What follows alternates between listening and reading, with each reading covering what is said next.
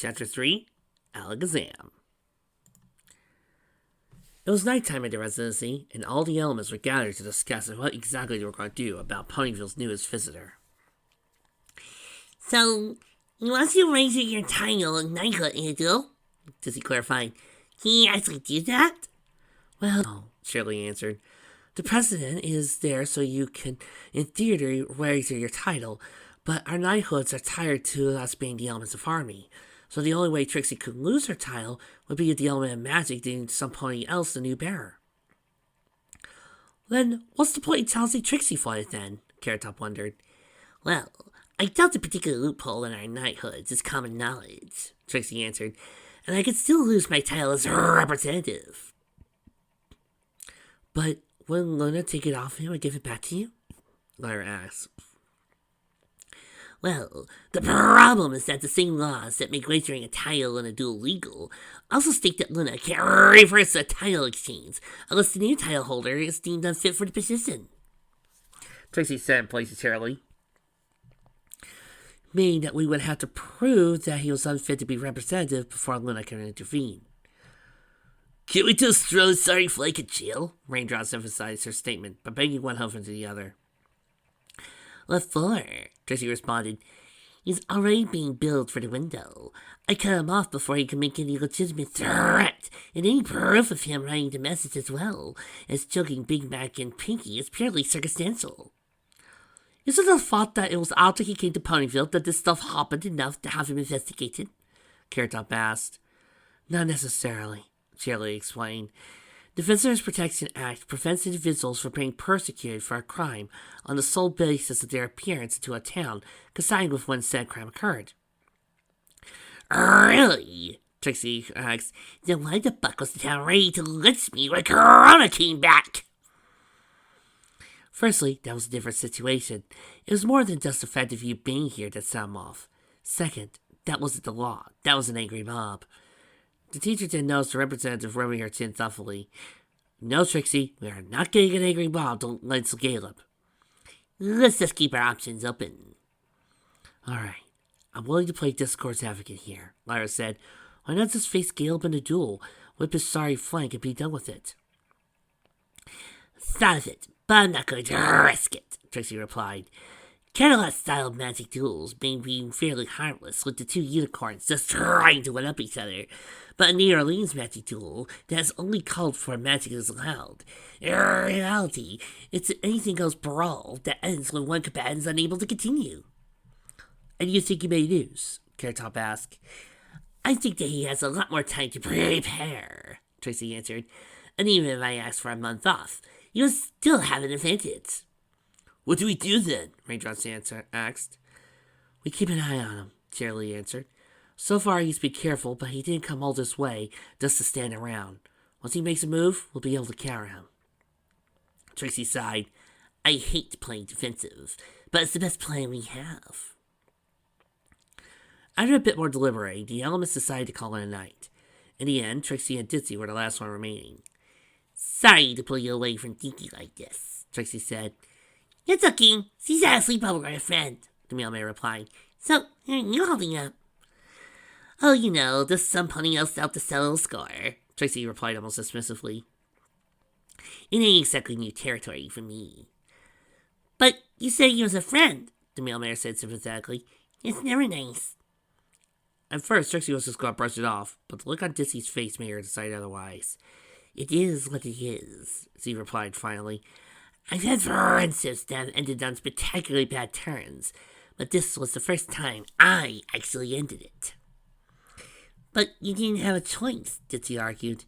Of course I had a choice, Trixie replied. I chose Princess Luna and my morals over my friendship with Bantu and Caleb. Right now, right or wrong, Ponyville may be stuck paying for my choice, which I'm really sorry about. You're not the one who started it, Ditsy replied. Maybe not, Trixie said, but I sure as heck will finish it. It was late at night. The town was as quiet as every pony was asleep. All except for a Zabroni up to no good. After making sure the coast was clear, he snuck over to a fountain he observed as being popular with the residents of Ponyville, looking to get a quick drink. He pulled out a small pouch of powder and poured its contents into the fountain. As he pocketed it in an now empty bag, he headed off to his other schemes and let out a chuckle. The best way you can, Luna Moon, because tomorrow is going to be fun. Next day was another deceptively pleasant-looking one. All the elements, with the exception of Ditsy and Raindrops, who had to work, met outside the Erasercity to go on gala patrol. They decided to start the market district due to the high density of ponies. Everything looks alright, Carrot Top commented. Tracy did a double take when she noticed a big red mare selling apples. I thought you were going to cure Pinky and Big Mac. I tried, Carrot Top explains. It worked on Pinky, but it turns out Big Mac is allergic to one of the key ingredients of the cure. I'm looking into an alternative, but you might have to wait for the effects to wear off naturally. You think you wouldn't be out in public, the representative commented. This is Big Mac we're talking about, Charlie replied. Nothing short of physical heredity or a family emergency is going to get him to stop working. The official story is that Big Mac was called away on urgent business, and that their cousin, Red Gallop, came in to help over. Tracy raised an eyebrow. Red Gallop! It was either that or my Serena. Good call. Woo! A voice called nearby. Flowers rule! Yeah! Epic flower time! The elements turned to see what was causing the noise. They were shocked to see that it was the flower trio. These pansies are awesome! Lily shouted. Pansies rule! Pansy power! Despite being slightly disturbed by display, Shirley still felt the need to approach them. Are you three all... Shirley! The teacher just rose, came to face her. You know what's the most awesomest thing in the autistic history of awesome? Flowers. But yeah, flowers, Rose replied. Check it, Lily exclaimed. She has flowers on her butt. Woohoo! Shirley's butt is awesome! Shirley paused. I know there's something wrong with you three, but I'm still taking the compliment. Tracy turned to her nearby pony. Any idea what happened? I don't know, Cherryberry answered. I saw them drinking from that fountain, so they were acting like this. Carrot Top went over to said fountain and gave the water an inquisitive sniff. Not sure what it is, but there's something something in this water, she stated. You're pretty good at this, Lyra reminded. A good nose is a valuable tool to a farmer. So, we know something in the water, Trixie said. Now we just need to figure out what it is, and who else to drink from the fountain. They didn't notice Caramel running for some reason. That reason became clear when he was struggled to the ground by Silver Script. How many times do I have to tell you? The postmaster demanded. Letters to the trot require 2 stamps, not 1. Tracy used her magic to pull the irate Pegasus off of Caramel. Just as Post-Haste came running in. Thank goodness, Post-Haste said. I was scared somebody wouldn't stop him in time. What happened? Charlie asked. I don't know, Post-Haste replied. He started out fine, then his temper went from righteous to hair trigger. Sorry about that, Silverskirt said, having calmed down a bit. My angry button seems to be a little closer to the surface than usual today. He did notice something. Hey, you! Yes, you! You better not be taking that sorry red package to the post office to send! Tracy maintained her hold on the postmaster. Well, luckily he isn't swinging his bat around. Luck has nothing to do with it, Postface replied. Ditsy confiscated a lovely tolerance when she noticed something was off. So he was about to come get you when Silverscript chased Mr. Cheapskate over there. Hey! Caramel replied indignantly. It was an honest mistake. Postface rolled his eyes. It stops being an honest mistake when you try to do it more than 5 times. That's just trying to change the system. Alright, Trixie interrupted. Posthaste, you let Ditsy know that we have Silver Script, and that we know what might be causing this. Carrot Top, start trying to figure out a way to reverse whatever happened to these ponies. I'll be back to help you as soon as we're finished finding all the ponies affected. The representative turned and saw Dinky approaching them, accompanied by 4 rams that Trixie recognized as Ponyville's resident Bob Pashar Quartet. Does he struggle with Wallaby's friends? Really? Trixie asked. You look fine. Sorry! Dinky cursed. And that, they started singing. Oh, God. You're gonna make me do it, aren't you? Fine. This is gonna be so embarrassing. And best part is, it's already recorded. I know. Yo, I'll tell you what I want, what I really want. So tell me what you want, what you really want. I'll tell you what I want, what I really want. So tell me what you want, what you really want. I want, I want, I really want. Zigga, ha. Excuse me 1 second. I'm going to go wash myself clean. You come back. Trixie will take over. Chili had to close Trixie's mouth for her. Don't worry, I'll handle this, Lyra says she led the Rams away. What else could go wrong today? I asked in dismay. Alright, I'm back. Gale was finally getting a shy after what he thought was a highly productive night. His dozing, however, was interrupted by the poking of little hooves.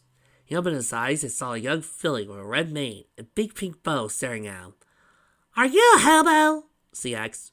No. And why are you sleeping on park bench? Because I didn't have anywhere else to sleep last night. Doesn't that tickle and make you a hobo? He glared at the filly. Listen, I was up last night and really tired. How about you go annoy someone else? Joyce, no need to get grumpy on me because you're a hobo. Gale turned over and tried to get back to sleep as the filly walked away. Then he probably stood back up. Screw it, he said as he pulled out his case from under the fence. I'm not letting her get away with calling me a hobo. Turns out the answer to Trixie's question was the balcony of the retiring home collapsing, a tourist wagon speeding out of control, almost heading off the cliff, as well as a supposed snake sighting almost causing a stampede. Fortunately, with timely assistance from ponies like Applejack and Rainbow Dash, the elements were able to prevent any pony from getting hurt. So, you think Gale was behind all this? Shirley asked.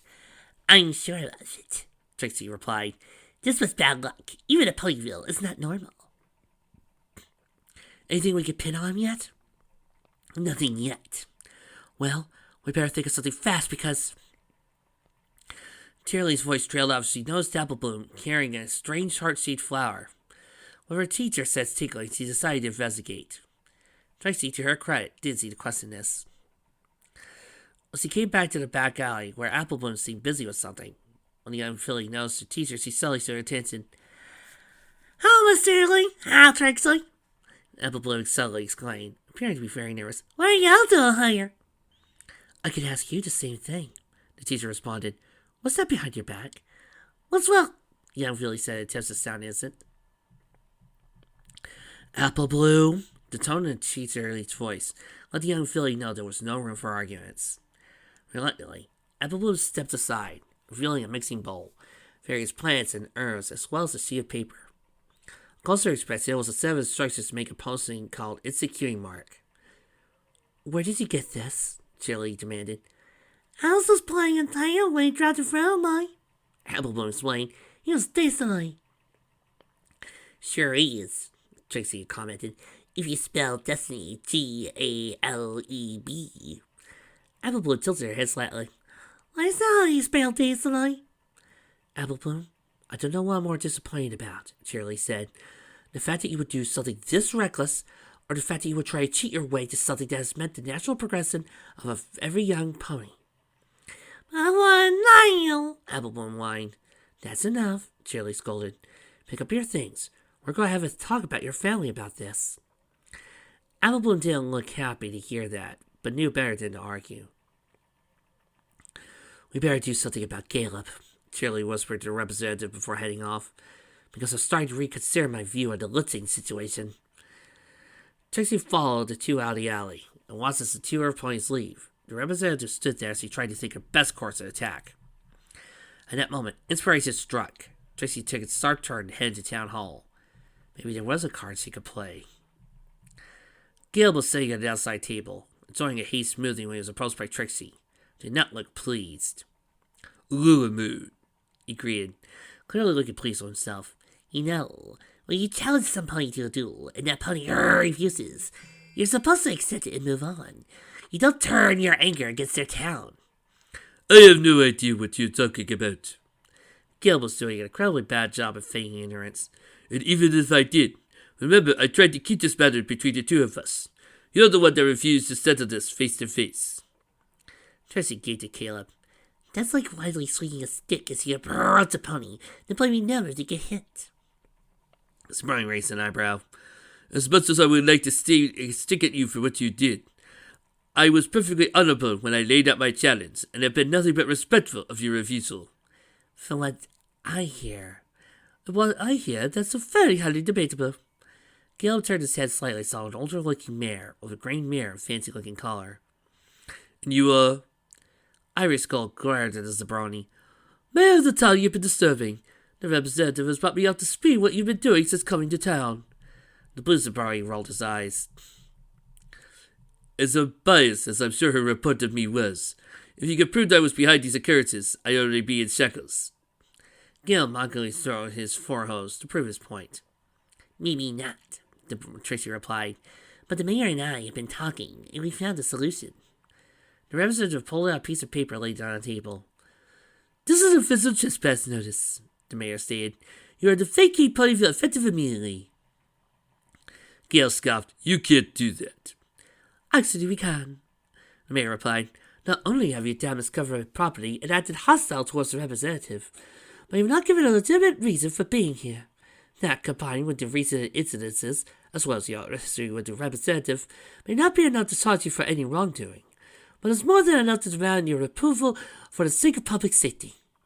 She posted her closer to Zabroni.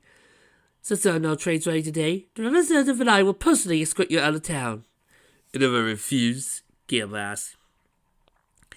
Then we're going to call the guards in and have to drag you out of Ponyville, Tracy replied. Your choice. When presented with such appetizing alternatives, Gale let himself be escorted out of town. However, he was not going quietly. So again, you let the law do your dirty work, Gale said. Was it this easy when you sold up my brother to win favor at Canterlot? You know what? Enough, Tracy said, finally fed up. Let's put this in perspective.